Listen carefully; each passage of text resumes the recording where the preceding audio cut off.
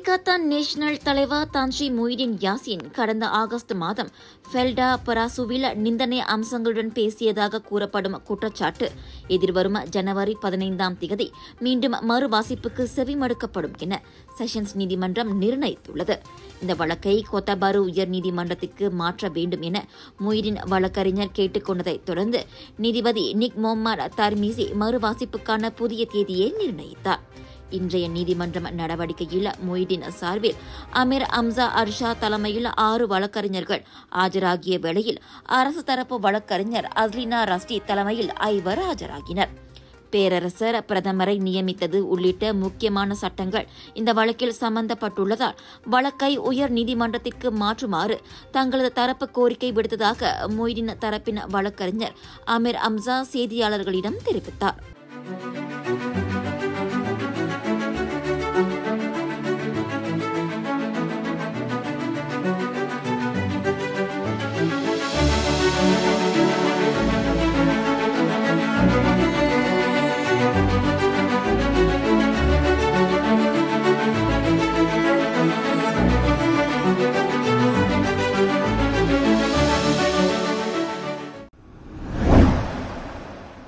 போக்குவரத்து விதிகளை மீறியதற்காக வழங்கப்பட்ட குற்ற பதிவுகள் அல்லது சமான்களுக்கான கட்டணத்தில் 50 விழுக்காடு கழிவு வழங்குவதற்கு கோலாலம்பூர் போலீஸ் முன்வந்துள்ளது. நாளை முதல் இந்த சனிக்கிழமை வரை போக்குவரத்து விதிகளுக்கான அபராதத்தில் 50 விழுக்காடு கட்டண கழிவு வழங்கப்படுகிறது. கோலாலம்பூர் போக்குவரத்து புலனாய்வு மற்றும் அமலாக்கத்துறையின் தலைவரும் உதவி ஆணையருமான முகமது ஜம்சுரி முகமது ஈசா இதனை தெரிவித்தார். துன்னேச்செஸ்லே போலீஸ் நிலையத்தில் இதற்கான முகப்பிடம் திறக்கப்படும் என்றும் பொதுமக்கள் தங்களது சமானை சரிபார்த்து ரொக்கமின்றி அபராதத்தை செலுத்தும் வாய்ப்பை பயன்படுத்திக் கொள்ளலாம். விபத்து தொடர்பான வழக்குகள், நீதிமன்ற விசாரணை வழக்குகள், அவசர தட பாதையை பயன்படுத்தியது மற்றும் போக்குவரத்து எச்சரிக்கை விளக்குகளை மீறிய குற்றங்கள் ஆகியவை தள்ளுபடி சலுகையில் சேர்க்கப்படவில்லை என்று அவர் கூறினார். மேலும் கனரக வாகனங்கள் தொடர்பான தவறுகள், எக்ஸாஸ்ட் எனப்படும் புகை கக்கிகளை மாற்றியது, சிலாமட் தகுதி கொண்ட சாலை குற்றங்கள் மற்றும் இரட்டை கோடுகளை முந்தி சென்ற குற்றங்களும் சலுகையில் சேர்க்கப்படவில்லை என்று அவர் தெரிவித்தார். கோலாலம்பூர் காராக் நெடுஞ்சாலையை விரிவுபடுத்தும் திட்டம் ஜனவரியில் தொடங்கும் என்று நாடாளுமன்றத்தில் இன்று தெரிவிக்கப்பட்டது. குறிப்பாக பண்டிகை காலங்கள், பொது விடுமுறை நாட்கள் மற்றும் வார இறுதி நாட்களில் ஏற்படும் போக்குவரத்து நெரிசல் பிரச்சினைக்கு உத்தேச சாலை விரிவாக்கம் தீர்வாக அமையும் என பொது பணித்துறை துணை அமைச்சர் ஹமட் மஸ்லான் தெரிவித்தார். 2029ஆம் ஆண்டில் கோலாலம்பூர் காராக் நெடுஞ்சாலையை விரிவுபடுத்தும் பணி பூர்த்தியாகும் என பரிகாத்தான் நேஷனல் குவாந்தான் நாடாளுமன்ற உறுப்பினர் ஒன் ரசாலி வன்னோர் எழுப்பிய கேள்விக்கு பதில் அளித்த போது ஹமட் மஸ்லான் இத்தகவலை வெளியிட்டார். ஏவா பிரைம் பிரிஹாட் நிறுவனம் மேற்கொள்ளவிருக்கும் 45.3 கிலோமீட்டர் தூரம் கொண்ட 2.1 பில்லியன் ரிங்கெட் செலவில் அமையும் இத்திட்டம் கோம்பாக் டோல் சாவடியிலிருந்து பந்தோங் வரை சாலையை விரிவுபடுத்தும்.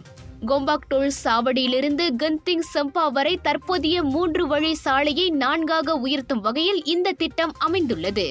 நெடுஞ்சாலையின் மற்றொரு பகுதி 2 பாதைகளிலிருந்து 3ஆக அதிகரிக்கும். தற்போது கிழக்கு நோக்கி செல்லும் சுரங்க பாதையை ஒட்டி புதிய 2 வழி சுரங்க பாதை அமைக்கும் பணியும் இதில் அடங்கும் என மஸ்லான் தெரிவித்தார். பஹாங் மந்தாக்காப்பில் தொலைத்தொடர்பு நிறுவனம் ஒன்றின் கேபிள்களை திருடுவதை பொதுமக்கள் வீடியோவில் பதிவு செய்வது தெரிந்தும் அதனை பொருட்படுத்தாமல் திருடிச் சென்ற கும்பலின் காணொலி வைரலாகியிருக்கிறது. நேற்று அதிகாலை 2:45 மணிக்கு மந்தக்காப் தமான் கமரோட்டில் உள்ள வீடமைப்பு பகுதியில் இச்சம்பவம் நிகழ்ந்தது. விடியற்காலையில் வெளியே சத்தம் கேட்டதை அடுத்து வந்து பார்த்த வீட்டுக்காரர் ஒருவர் அங்கே சில ஆடவர்கள் கேபிள்களை திருடுவதைக் கண்டு அதிர்ச்சியுற்றார். அவர்களை திட்டிக் கொண்டே அவர் வீடியோ எடுத்த போதும் அதனை திருடர்கள் கண்டுகொள்ளவில்லை. ஓர் ஆடவர் கால்வாயிலிருந்து கேபிள்களை இழுத்து காரின் பின்புறத்தில் மாட்டிவிட்டு அங்கிருந்து கிளம்புவது அந்த 1 நிமிடம் 44 வினாடி காணொலியில் தெரிகிறது. இதையடுத்து வீடியோ எடுத்த ஆடவர் அது குறித்து போலீசில் புகார் செய்தார். கேபிள் திருட்டு குறித்து சம்பந்தப்பட்ட தொலைத்தொடர்பு நிறுவனமும் புகார் செய்திருப்பதை மந்தாக்கா போலீஸ் உறுதிப்படுத்தியது.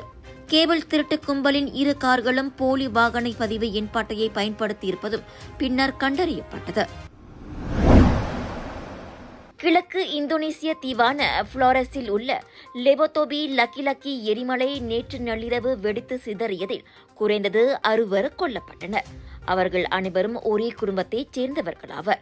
எரிமலை அடிவாரத்தில் வீடு இடிந்து விழுந்ததில் அவர்கள் பலியானதாக கிராம தலைவர் கூறியுள்ளார். எரிமலை வெடித்ததால் பதற்றமடைந்த கிராம மக்கள் வீட்டை விட்டு வெளியே தப்பியோடியதாக நேரில் பார்த்தவர்கள் கூறினர். எரிமலை வெடிப்பு குறித்து அதிகார தரப்பிலிருந்து இன்னும் அறிக்கை எதுவும் வெளிவரவில்லை.